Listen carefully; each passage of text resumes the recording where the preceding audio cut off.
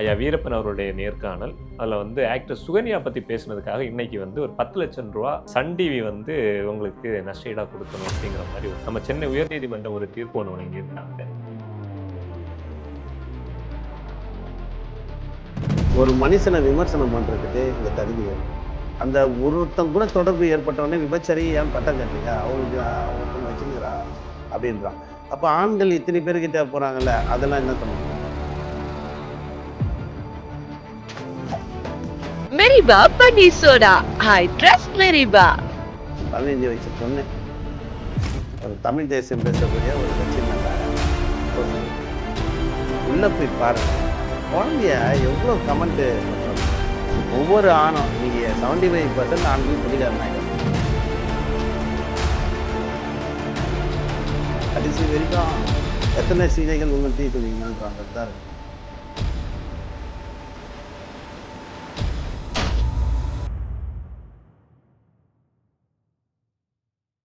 நம்ம சென்னை உயர்நீதிமன்றம் ஒரு தீர்ப்பு ஒன்று வழங்கியிருக்காங்க. 1996 சன் டிவியில் ஒளிபரப்பான ஒரு நிகழ்ச்சி. ஐயா வீரப்பன் அவருடைய நேர்காணல் அதில் ஆக்டர் சுகன்யா பற்றி பேசுனதுக்காக இன்னைக்கு ஒரு 10 லட்சம் ரூபா சன் டிவி உங்களுக்கு நஷ்டஈடாக கொடுக்கணும் அப்படிங்கிற மாதிரி ஒரு நீங்கள் சொல்கிறதுலே ஒரு இது பாருங்கள், 30 வருஷம் கழிச்சு இந்த தீர்ப்பு கொடுக்குறாங்க. அந்த தீர்ப்புக்கு அந்த நிவாரணம் வாங்குறவங்க உயிரோடுகிறானா, பேசுகிறவங்க உயிரோடுகிறானா, இந்த மாதிரி தான். அதாவது ஒரு மனுஷனை விமர்சனம் பண்ணுறதுக்கு இங்கே தகுதி வேணும். ஃபஸ்ட்டு அதான் நான் சொல்கிறேனே, ஒரு விஷயம் உண்மைக்கு மாறாக பேசவே கூடாது. எது ஃபேக்டோ அதை மட்டும்தான் பேசணும். மனம் போட போக்கில் பேசிடுறாங்க. இப்போ இந்த 30 வருஷமாக இந்த கேஸ் ஆடுறாங்க. தீர்ப்பு என்பது ஒரு 6 மாதம், 1 வருஷம், 2 வருஷம்னா கூட பரவாயில்ல. இப்போ நானே என்னென்னா, இதெல்லாம் காலம் கனிந்த பின்னு தான் வருது இந்த மாதிரி தீர்ப்பு. நீங்கள் எத்தனை பேர் வாழாமல் இருக்காங்க தெரியுமா சார்? நீங்கள் தயவுசெய்து உயர்நீதிமன்றம் போங்க, ஃபேமிலி கோர்ட்டில். சின்ன சின்ன பசங்க லவ் பண்ணிட்டு போகிறாங்க, குடும்ப பிரச்சனைன்ட்டு வராங்க. இன்னும் டிவோர்ஸ் கேஸே லட்சக்கணக்கில் இருக்குது, நிறைய கேஸுங்க. அதாவது வாய்தா, கவுன்சிலிங்கு, போங்க போங்க போங்கன்னு. இந்த பொண்ணுக்கு அடுத்த ஒரு வாழ்க்கையை வாழாத அளவுக்கு நிறைய ஆண்கள் பார்த்திங்கன்னா பண்ணுறாங்க. 14 வருஷம் 15 வருஷம்லாம் டைவர்ஸ் கொடுக்காம இன்னொரு கல்யாணம் பண்ண முடியும். இப்போ ஆண்கள் எனக்கு தெரிஞ்ச ஒரு பையன் 2 கல்யாணம் பண்ணிவிட்டு டைவர்ஸ் பண்ணுறான். டைவர்ஸை கொடுக்காம போயிட்டான். ஒரு சமூகத்தில் இவன் இன்னொரு பொண்ணை கல்யாணம் பண்ணாமல் குழந்தையும் பெற்றுக்கிறான். ஆனால் இந்த பெண்ணை வெளிப்படையாக பெற்றுக்க முடியல. டைவர்ஸ் வாங்கினா தான் இன்னொரு கல்யாணம் பண்ண முடியும். இப்போ அந்த பொண்ணு வாழ்க்கை வாழவே இல்லை, நான் இன்னும் வாழலை, வாழ்க்கையே இன்னும் வாழலை அப்படின்னு சொல்கிறாங்க. அப்போ இந்த பொண்ணு வாழணும்னு நினச்சா கூட 40 வயசுக்கு மேலே எப்படி வாழ முடியும்? இப்போ காலதாமதமான தீர்ப்பால் எப்படி வாழ முடியும்? வாழ்க்கையே வாழலையே, குழந்தையே பிரிச்சிடுறாங்க, வாழ்க்கையே வாழலையே. தீர்ப்பு ரொம்ப காலதாமதமாக. ஆமாம், அதுவும் ஒரு விஷயம் தானே. சமயத்தில் பீகாரில் கூட பார்த்தோம், ஒரு 88 வயசான முதியவருக்கு ஒரு. அதுதான் சார், இங்கே சிஸ்டமேட்டிக் எல்லாமே எப்படின்னா, ஒரு மனுஷனுக்கு நீதி நிதி இருந்தால் தான் கிடைக்குது. அந்த நீதின்றதே நிதி இருந்தால் தான் கிடைக்குது. அந்த நிதி இல்லைன்னா நீதியும் கிடைக்காது, எதுவுமே கிடையாது, வீதியில் தான் நிற்கணும். இப்போது ஒரு கேஸ் இவ்வளோ நாள் தான் இருக்கணுன்றது கிடையாது. கான்ஸ்டியூஷனில் 10 வருஷம், 20 வருஷம், 25 வருஷம்லாம் போயிட்டு இருந்தால் மனுஷன் வாழ்க்கை என்னது? ஒரு ஃபேமிலி கோர்ட்டில் ஒரு 6 மாதத்துலேருந்து 1 வருஷம், அதிகப்படி 2 வருஷத்துக்கு மேலே கேஸ் நடத்தக்கூடாது. அடுத்து அவங்க இன்னொரு வாழ்க்கைக்கு போக முடியாத அளவுக்கு ஆயிடுது. இப்போ ஆண்கள் என்ன மாதிரி வேணாலும் ஒரு 2 பொண்டாட்டி 3 பொண்டாட்டி ரகசியமாக வச்சுன்னு, நான் ஆம்பளை 2 பொண்டாட்டி அப்படின்ட்டு பண்ணிடுறாங்க. ஆனால் ஒரு சமூகத்தில் ஒரு பொண்ணு வாழா வெட்டியாக வீட்டுக்கு வந்துடுச்சுன்னா அதோடைய மூமெண்ட்டை பக்கம் பக்கத்தில் எல்லாருமே பார்க்குறாங்க. 2வது, டைவர்ஸ் வாங்காமல் மேரேஜும் பண்ண முடியாது. அவளுக்கு எல்லா உணர்ச்சியும் அவளுக்குள்ளே அடைக்கின்னு இந்த சமூகத்தில் ஒரு வேலைக்கு போயிட்டு அவங்க குடும்பத்தை காப்பாற்றணும். தவறி அவங்க கூடனா தொடர்பு ஏற்று அவள் விபச்சாரியாகிறான். அந்த ஒருத்தன் கூட தொடர்பு ஏற்பட்டவொடனே விபச்சாரி ஏன் பட்டம் கட்டுறீங்க, அவளுக்கு ஒருத்தனை வச்சுன்னுக்கிறா அப்படின்றான். அப்போ ஆண்கள் இத்தனை பேர்கிட்ட போகிறாங்கல்ல, அதெல்லாம் என்ன சொல்லணும்? ஒரு பெண் தன் தேவைக்கு ஒரு பிடிச்சிருக்க ஆண் கூட வச்சுருக்கிறது, இங்கே யார் ஃப்ரீடம் தரணுன்றது தான். அதுதான் அவங்க பண்ணலாம், அவங்களுக்கும் அவங்களுடைய தனிப்பட்ட சுதந்திரம்னு உச்சநீதிமன்றம் தீர்ப்பு கொடுத்துருக்கு. ஆனால் இவனுங்க என்னன்னா, அது கொடுத்தது தப்பு, அது எப்படி ஒரு பொண்ணு போகலாம், போகக்கூடாது, கடைசி வரைக்கும் எத்தனை சீதைகள் இன்னும் தீக்குளிக்கணுன்ற மாதிரி தான் இருக்குது. இப்போ இவங்க சோனியாவை பொறுத்த வரைக்கும் ஒரு 33 ஆண்டுகள் ஒரு காலதாமதமான தீர்ப்பாக இருந்தாலும் 33 ஆண்டு சட்ட போராட்டம் நடத்தி அவங்களுக்கான ஒரு நீதியை வாங்கியிருக்காங்க. இன்னைக்கு ஒரு 10 லட்சம் ரூபா அவங்களுக்கு இழப்பீடு கிடைக்குதுன்னா அவங்க வந்து போராட்டத்துக்கு கிடைத்த ஒரு வெற்றி அப்படின்னு பார்க்கலாம்.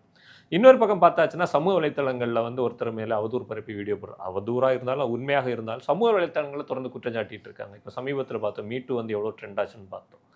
இவங்க கூட பார்க்கும்போது வந்து இந்த சட்ட போராட்டம் வந்து காலதாமதமானாலும் அவங்களுக்கான ஒரு நீதி கிடைச்சிருக்கு அப்படின்னு பார்க்கலாமா? காலதாமதம் என்பதே வந்து ஒரு விஷயந்தான். என்னென்னா ரொம்ப 30 வருஷம் 33 வருஷம் அது வரைக்கும் தீர்ப்பு வரைக்கும் வரதுன்னு இந்த மாதிரி விஷயங்கள் எல்லாம் வந்து அவதூறு இதுவெல்லாம் உடனே வந்து நடவடிக்கை என்பது தேவை. இப்போது நம்ம பிஜேபியில் சூர்யா இருக்கார்ல, அவர் பார்த்தீங்களா, அவரும் முக்தரம் உட்காந்துட்டு ஒரு சமூக பொறுப்போடு பேசணும். ஏன்னா அவங்கெல்லாம் உண்மையிலே 2 பேருமே சீனியர் தான். நான் சொல்கிறேன் சொசைட்டியில் இருக்கேன். ஆனால் சமூக பொறுப்போடு இருந்துன்னு ஒரு வர்க்க புத்தியாக ஒருத்தங்களை வந்து அவதூறாக அந்த மாதிரி பேசுறது என்பது தப்பு தான். என்னை பொறுத்தவரைக்கும் நான் அப்படி தான் சொல்லுவேன். மற்றவங்களை நீங்கள் விமர்சனம் பண்ணுறதுக்கு நீங்கள் யாருன்ற இப்போ அதுதான் அந்த பிரச்சனை. இப்போ பொதுவாகவே பார்த்தீங்கன்னா, அதாவது சமூக வளத்தில் கமெண்ட்லாம் பார்த்தீங்கன்னா வச்சுங்களேன், பொதுவாகவே இப்போ ஒரு பொண்ணு ஏதோ ஒரு பொண்ணு டான்ஸ் ஆடும் அரையும் குறையுமா, உடனே உள்ளே புந்து ஒருத்தன் ஹாயின்னுவான், ஒருத்தன் நல்லா இருக்குன்னுவான், ஒருத்தன் அவங்க உடல் பாகத்தை வந்து அவதூறாக சித்தரிக்கிறான். அந்த எண்ணம் எப்படி வருது? பேட் கமெண்ட் என்னென்னா, இவங்க ரொம்ப நல்லவங்க, அந்த பொண்ணு வந்து இப்படி பண்ணிடுச்சு, பெண்ணு இப்படி ஆயிடுச்சேன்னு இவர் பண்ணுறதால, இவர் மோசமாக திட்டுறதால இவர் உத்தமிக்கு பிறந்தவொன்னே ஆயிடுறான். நான் சொன்னது புரியுதுங்களா? அவளை விமர்சனம் பண்ணுறதுக்கு நீ உனக்கு பிடிக்கலன்னா தள்ளி விட்டு போயிடணும். இந்த கமெண்ட்டில் இந்த அளவுக்கு மோசமாக பேசுகிறாங்க பெண்களைனா உடனே அதுக்கு ஒரு எஃப்ஐஆர் உமன் 4 ஆஃப் அரெஸ்ட் போட்டு 4B போட்டு ரிமைண்ட் பண்ணி பாருங்கள். அடுத்தவங்க பெண்கள் மீது விமர்சனத்தை வைக்கிறப்ப பயம் வரும். இவ்வளோ சட்டம் இருந்தாலும் அவங்க இவ்வளோ ஈஸியாக பேசுகிறாங்கன்னா அந்த சட்டம் வலுவாக இல்லாமல் இருக்கா? சட்டம் வலுவும் இல்லை சார். இப்போ எப்படி பண்ணால் கமெண்ட்டில் வந்து ஒரு பெண்ணை அவதூறாக பேசுகிறப்போ அதுக்குள்ளே போயிட்டு அந்த ஐடியை எடுத்து போலீஸில் கம்ப்ளைண்ட் கொடுத்து 0 கிரைமில் கொடுத்து ஒரு 10 பேர் இந்த மாதிரி அரெஸ்ட் ஆகிருக்காங்கன்னா கமெண்ட் பாக்ஸில் அந்த மாதிரி பேச மாட்டாங்க. அது செய்கிறதில்ல. சட்டம் இருக்குது, சட்டம் வந்து இருக்குது. இப்போ ஆன்லைன் கம்ப்ளைண்ட் கொடுக்கலாம். இன்றைக்கி எனக்கு தெரிஞ்சு விஜய் ஆட்சியில் கடகடன்னு எஃப்ஐஆர் போடுறாங்க. அது பாராட்டக்கூடிய ஒரு விஷயந்தான். ஒரு பெண்கள் அதுக்கும் அச்சமடையக்கூடிய ஒரு சூழலில் தான் இருக்காங்களே இப்போது. ஆமாம், ஹரஸ்மெண்ட்ன்றது எல்லாமே ஒரு சார். எனக்கு பிடிச்சிருக்கு, அவள் ஆடுறா, அப்போ 4 பேர் பார்க்குறான், 1000 கமெண்ட் வருது, 1000 லைக்ஸ் வருதுன்னா அது போயிடணும். ஆனால் அவங்கள வந்து அவளுங்க திட்டுறது கொள்வது அந்த மாதிரிலாம் பண்ணக்கூடாது. யாரோ ஒருத்தி தான் நான் சொல்கிறேன். அந்த மாதிரி திட்டுறதுன்றது என்ன மாதிரி மனநிலை? ஒரு ஆண்களுக்கும் சரி பெண்களுக்கும் சரி என்ன மாதிரியான ஒரு மனநிலை? எல்லாருக்கும் இங்கே ஃப்ரீடம் இருக்குது. அது அவங்களுக்கு பண்ணாங்கன்னா இல்லீகலாக பண்ணுறாங்கன்னா அவங்கள போலீஸ் பார்த்துக்க போகுது. இவங்க உள்ளே போயிட்டு பேசுகிறாங்க. நீங்கள் சமூக வலைத்தளத்தில் அசால்ட்டாக நீங்கள் பார்க்கலாம்.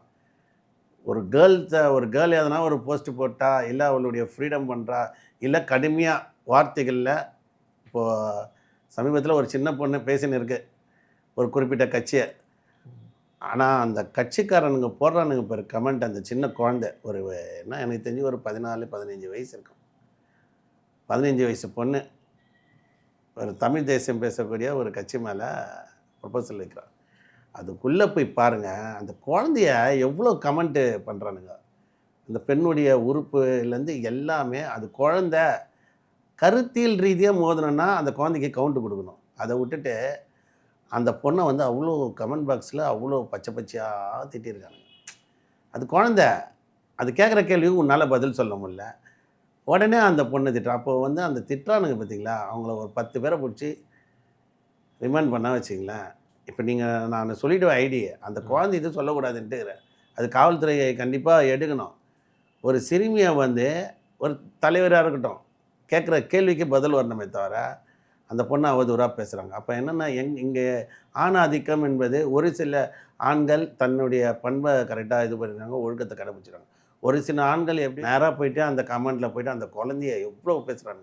அந்த குழந்தை இல்லை, நிறைய லேடிஸுங்களை ஹரஸ்மெண்ட், இதுவும் ஒரு ஹரஸ்மெண்ட். அந்த கமெண்ட்டை படிக்கிறப்போ நம்மளுக்கே இவ்வளோ இருப்பேன், அந்த குழந்தைக்கு எப்படி இருக்கும்? அதை திட்டினா அந்த குழந்தை போடாது அர்த்தமா? அது போட்டுனே இருக்குது. ஃபாலோவர்ஸு 10 லட்சம் பேருக்கு மேலே வாங்கிட்டாங்க. அது கேக் வெட்டினுக்குது. இவனுங்க கமெண்ட்டில் உள்ளே போய் வீரத்தை காமிச்சிருக்கிறாங்க. உன்னால் முடிஞ்சால் நேரில் போய் பேசணும். எதுவுமே பேசலை. கமெண்ட், அதாவது விமர்சனம், கமெண்ட்டு வைக்கிறது யார் ஒன்றாலும் வச்சுட்டு போகலாம். 10ஆம் போக்கில் சொல்லிட்டு போயிடறானுங்க. அதுதான் இங்கே. இதெல்லாம் கட்டுப்படுத்தினாலே ஹரஸ்மெண்ட் பண்ணுறதுக்கு நீங்கள் யாருன்ற அதாவது நான் ஸ்டார்டிங்லேருந்து சொல்கிறேன், பெண்களுக்கு இங்கே சுதந்திரம் கொடுக்க யார் வேணும்? ஆண் பாலினம் ஒன்றுன்னா பெண்கள் வேணும். அவங்க என்ன பண்ணுறாங்கன்றத அவங்கவுங்க வீட்டில் இப்போ என் வீட்டில் என்ன பண்ணுறாங்க, என் குழந்தை என்ன பண்ணுது, என் பொண்ணு என்ன பண்ணுது, இதை நான் கேட்கலாம். அடுத்தவங்க வீட்டில் போய் நான் கேட்க முடியுமா? அப்போ அந்த ரேஷன் கார்டில் நான் இருக்கணும். அப்போ தானே கேட்க முடியும். பக்கத்து வீட்டில் போயிட்டு நீ இப்படி இருக்காதம்மா, அப்படி இருக்காதம்மா, நீ ஏமா அங்கே போனால் போய் போகிற, உங்கள் வேலையை பார்த்துன்னு போங்க, மைண்ட் யுவர் ஓன் பிஸ்னஸ் சொல்லுங்கள். இதான முறை. இப்போ கூட திருப்பி சொல்கிறேன், உச்சநீதிமன்றம் தெளிவாக ப்ராஸ்டியூஸ் நாட் அலவுடு. கலாச்சாரம் சீரழியில் 10 பொம்பளைங்களை வச்சு பண்ணுறது தான் ப்ராஸ்டியூஸ். ஒரு பொண் தன்னுடைய சுதந்திரத்துக்காக தான் விருப்பப்பட்டு சுதந்திரமாக போய் ஒரு ஆணோட உல்லாசம் இருப்பது ப்ராஸ்டியூஸ் கிடையாது. பிடித்தவனோட அவங்க இருக்கிறாங்க. அவங்க வீட்டுக்காரு சரியில்லை, அதனால் அவங்க இருக்காங்க, அதில் எந்த தப்பும் இல்லைன்ட்டு சொல்லுது. ஒரு பொண்ணுக்கு ஹியூமன் பீயிங்காக மனித சுதந்திரம் சார். இங்கே மனுஷனுக்கு சுதந்திரம், அது ஆணுக்கு இப்படி இருக்கணும், பெண்ணுக்கு இப்படி இருக்கலாம் கிடையாது. ஒவ்வொரு ஆணும் இன்றைக்கி 75% ஆண்கள் குடிகாரன் ஆகிட்டாங்க. ஒவ்வொரு ஆணும் நான் இப்போ கூட சொல்கிறது என்னென்னா, ஒரு ஆண் எவன் தான் யோகிங்க, எவன் யோகிங்க இருக்கான், எவனா யோகின்னு சொல்லுங்கள். யோகின்னு ஒருவர் தான், இது பாலக்காட்டு மாதவன் சொல்லுவானே, யோகினி லோகத்தில் இருந்தாலும் அது பாலக்காட்டு மாதவன் தான் ஒரு டைலாக் இருக்கு பேர். இங்கே எவன் யோகியன்? யோகியனா இருக்கிற மாதிரி நடிப்பானுங்க, அவனுக்கு தான் அயோக்கியன். இங்கே யாருமே யோகியன் இல்லை. கண்கள் பார்த்து பல கண்கள் பார்த்துட்டு ரசிட்டம் பண்ணணும். இங்கே எப்படின்னா அழகை ரசிக்கணும். உன்னால் முடிஞ்சால் அழகை ரசி, ஆராதனை பண்ணு.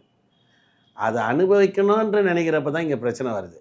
அதை அனுபவிக்கிறது எப்படி அனுபவிக்கணும்? ஒரு சினிமா படைமுறைங்க, ஹீரோ என்ன பண்ணுறாரோ வில்லன் அதை தான் பண்ணுறான். ஹீரோ அழகாக 4 வார்த்தை ஆசை பண்ணி கொண்டு போயிடுறாரு, வில்லன் அது பண்ண தெரியல, ஆஷா பண்ணிட்டு போகிறாரு. ரெண்டுத்துக்கும் அதானே. 2 பேருமே பொம்பளை பிள்ளை தானே சுற்றுறானுங்க. லவ் இல்லாத படம் இருக்கா? ஒரு நடிகர் டாப் நடிகர் ஹீரோயினை லவ் பண்ணோம், நம்ம கான்செப்ட் அதுதான். வில்லன் ஆசைப்படுவார், ஆனால் அந்த அம்மா கிடைக்க மாட்டாங்க. இதை தானே நம்ம பார்த்துட்டுருக்குறோம். பிடிச்சிட்டு போகிறாங்க, பிடிக்காமல் கடைத்தின்னு போய் இவர் இஷ்டத்துக்கு பண்ணுறாரு, அவ்வளோதானே. இதென்ன சொசைட்டி? இப்போ இருக்கக்கூடிய முதலமைச்சர்களாக இருந்தாலும் சரி, அரசியல் கட்சியில் இருக்க முக்கிய புள்ளிகள் பிரபலங்களாக இருந்துச்சு, அவங்க மேலே யாராவது ஒரு விமர்சனம் வைக்கிறாங்கன்னா உடனே அவங்கள கைது பண்ணுற நடைமுறைகளை நம்ம தொடர்ச்சியாக பார்க்கணும். ஆனால் இதே மாதிரி சமூக வலைத்தளங்கள் பெண்கள் மீதான தாக்குதல்களுக்கு அந்த அந்த அந்த அளவு வேகம் இல்லையோ அப்படிங்கிற மாதிரி. கண்டிப்பாக வேகமாக கிடையாது சார். அதாவது 100 ஒரு மீட்டர் வச்சா 1 கூட வராது. பெண்களுக்கு எதிரான நடக்கிற குற்றச்செயல்கள் சட்ட ரீதியாக அது ஒரு டீம் ஃபார்ம் பண்ணி ஒவ்வொரு மாவட்டத்துக்கும் இப்போ போட்டாங்கள்ல சிங்கப்பெண், அதுலேயே கூட பார்த்திங்கன்னா அந்த சிங்கப்பெண்ணில் ஆன்லைன் க்ரைம்ஸ்ன்னு தனியாக எடுத்துன்னு வரணும். பெண்களுக்கு எதிராக நடக்க குற்றம் எது இருந்தாலும், ஒரு பொண்ணை யாராக இருந்தாலும் அவதூறாக ஒரு வார்த்தை பேசிட்டாங்கன்னா அது ரெக்கார்ட் இருக்கா, எவிடன்ஸ் இருக்கா, சாட்சியெலாம் கேட்கக்கூடாது. ஒரு 4 பேர் எடுத்துன்னு சொல்லுவாங்க. வீடியோ எடுத்துகிட்டு நீங்கள் பெண்களுக்கு எதிராக யார் பேசினாலும் வீடியோ எடுங்க, சட்டம் தன் கடமையை செய்யணும். இங்கே செய்கிறதில்லை சட்டம். என்னன்னா சரி போமா, உங்கள் புருஷன் தானே அடித்தான், ரத்தம் ஊற்றின்னு போகுது ஒரு பொண்ணு காவல் நிலையத்தில், என்னம்மா பண்ணுறது, ஃபேமிலி பிரச்சனை, உங்கள் புருஷன் தானே போமா வீட்டுக்குன்றாங்க. இங்கே நீதியே கிடையாது இல்லை பெண்களுக்கு எதிராக நடக்கிற குற்றங்கள். நீங்கள் பாருங்கள், அப்போல்லாம் ஒரு பொண்ணை பார்த்தாலே புருஷங்காரன் சண்டைக்கு வருவான். இன்றைக்கி வீட்டிலேருந்து வீடியோ போட்டு எல்லாரும் லைக் பண்ணுங்கள், எல்லாரும் கமெண்ட் பண்ணுங்கன்னு இன்ஸ்டாகிராமில் வராங்க, ஃபேஸ்புக்கில் வராங்க, எல்லாமே போகுது. என்னென்னா நவீன நோக்கி போகிறப்போ நான் இப்போ இன்ஸ்டாகிராமில் பல லட்சம் ஐடி இருக்குது. எந்த கணவரும் கேட்க மாட்டாங்களா, ஏன் நீ இந்த மாதிரி போஸ்ட்டு போடுற, எத்தனை பேர் உன்னை லைக் பண்ணுறான், கமெண்ட். அப்போல்லாம் கலாச்சார சீரியல் இல்லையா? நீங்கள் சூப்பராக இருக்கிறீங்க, ஓப்பனாக சொல்கிற ஒரு லேடிஸுக்கு போடுறானுங்க, சூப்பராக இருக்கிறீங்க, நல்லா இருக்கிறீங்க, கும்முன்னு இருக்கிறீங்க போடுறான். அப்போல்லாம் கலாச்சார சீரியல் இல்லை. இன்றைக்கி சின்ன பசங்க கூட ஐடி வச்சுருக்குது இன்ஸ்டாகிராமில். அப்புறம் நீங்கள் இன்ஸ்டாகிராம்லலாம் எடுக்க வேண்டிய சூழ்நிலை வரல. டிக்டாக்கு எல்லாம் டான்ஸ் ஆடி போடுறாங்க. நம்ம வீட்டில் டான்ஸ் ஆனால் பார்க்கலாம், ஆன்லைனில் போடுறாங்க. டிக்டாக்லலாம் பார்த்திங்கன்னா ஃபஸ்ட்டு ஊரே ரசிக்குது. அப்போல்லாம் கலாச்சாரம் போலியா? குடும்ப பெண்கள்லாம் டான்ஸ் ஆடுறாங்க, கலாச்சாரம் போலியா? அப்போது உங்கள் கலாச்சாரம் எங்கே நிற்குது? இன்ஸ்டாகிராமில் நீங்கள் ஆடி நிற்கிறாங்க. ஒரு நல்லா பங்களா வீட்டில் இருக்கவங்கள சரி, ஏழை வீட்டில் பெண்கள் ஆடுறாங்க. அப்போ கலாச்சாரம் சீரழி இல்லையா? நம்ம சமூகத்தில் இருக்கக்கூடிய ஒரு கலாச்சாரம் சமூக வலைத்தளங்கள் இல்லாமல் இருக்குது அப்படின்னு சொல்கிறீங்க. ஆமாம். இப்போ நீங்கள் வார்த்தைகளில் பேசுகிறது நடைத்தில் காமிக்கணும். இங்கே கலாச்சாரம் சீரழிதுக்கும் ஒரு தனி மனிதன் சுதந்திரத்துக்கும் நிறைய வித்தியாசம் இருக்குன்ற. திருப்பி சொல்கிறேன், உச்சநீதிமன்றம் பெண்களுக்கு சுதந்திரம் கொடுத்துருக்கு, உனக்கு பிடிச்சனோட போன்ட்டு கொடுத்துருக்கு. கலாச்சாரங்கிற பேர்ல ஒருத்தரோட சுதந்திரத்தை அடக்கக்கூடாது அப்படின்னு அதை தான் நான் சொல்லிடுறேன். கலாச்சாரம் என்ற பேரில் உன் கலாச்சாரம் எது வரைக்கும்? உன் கடவுளுக்கே 3 பொண்டாட்டி 4 பொண்டாட்டி இருக்குது, 5-6 பொண்டாட்டி இருக்குது. அப்போ கடவுளுங்களுக்கே இப்போது இறை தூதர் நபிகள் நாயகம் 13 பொண்டாட்டி இருக்கா இல்லையா? அப்போ கலாச்சார சீரழிலையா? அப்போ எங்கே போச்சு? இருக்கா இல்லையா? அப்போ என்னென்னா இங்கே ஏற்றுக்கொள்ள வேண்டியது, பெண்கள் ஆணுக்கு நிகராக இந்த சமூகத்தில் வந்துடக்கூடாது. பெண்களுக்கு கொடுக்கப்படும் சுதந்திரம் ஒரு குடும்பத்தில் பிரச்சனையை உண்டு பண்ணுன்றான். பிரச்சனையே உன்னால தானடா வருது, நீ ஒழுங்காக இருந்தீங்கன்னா அவன் ஏன் இன்னொருத்தனோட போகிறா? அதனால் நீ பிரச்சனை கலாச்சாரம் சீரழியுதுன்னா பிரச்சனை உன்னால தான். ஒரு குடும்பம் சீரழியக்காரனா அந்த ஆண்மகன் அந்த குடும்பத்தில் உள்ள பெண்களை மதிக்க வேண்டும். உன் பொண்டாட்டியை நீ புரிஞ்சிக்கல, பக்கத்து வீட்டுக்காரன் புரிஞ்சுக்கிறானா, புரிஞ்சுக்கினவன் தப்பா, புரியாத உனக்கு நீ பண்ணுறது தப்பா? அதானே இங்கே கேள்வி. நானே இதை சொல்கிறேன், கமெண்ட் பாக்ஸில் வரவங்களுக்கு சொல்கிறேன். உத்தமின்னு பேசுகிறானுங்களே, உன் பொண்டாட்டியை இன்னொருத்தன் பிடிச்சிருக்குன்றான், கமெண்ட்டில் போடுறான், லைக் பண்ணுறான், இன்ஸ்டாகிராமில் போடுறான். உன் பொண்டாட்டி உன்னால் புரிஞ்சிக்க முடியல, அடுத்தவன் புரிஞ்சினதை நீ புரிஞ்சிக்கல. எல்லாருக்குமே ஒன்று தான், எல்லார லைஃப்லும். நான் என் ஒய்ஃபை புரிஞ்சிக்கலன்னா அடுத்தவன் புரிஞ்சிக்கணுன்னா நான் என்ன பண்ண முடியும்? அப்போ நான் தான் என்னை சரிப்படுத்திக்கணும். எல்லாருடைய வாழ்க்கையில் அதுதான். புரியுதுங்களா? அதுதான் வாழ்க்கை. இப்போ நீங்கள் நிறைய விஷயங்களை பேசியிருக்கீங்க, கூடவே ஒரு அழகான ஒரு கோரிக்கை கூட வச்சுருக்கீங்க. சிங்கப்பெண் திட்டத்தில் சமூக குற்றங்களுக்கு எவ்வளோ முக்கியத்துவம் கொடுக்கப்படுதோ அதே மாதிரி சமூக வலைத்தள குற்றங்களுக்கும் முக்கியத்துவம் கொடுக்கப்படணும் அப்படிங்கிற ஒரு கோரிக்கையை வச்சுருக்கீங்க.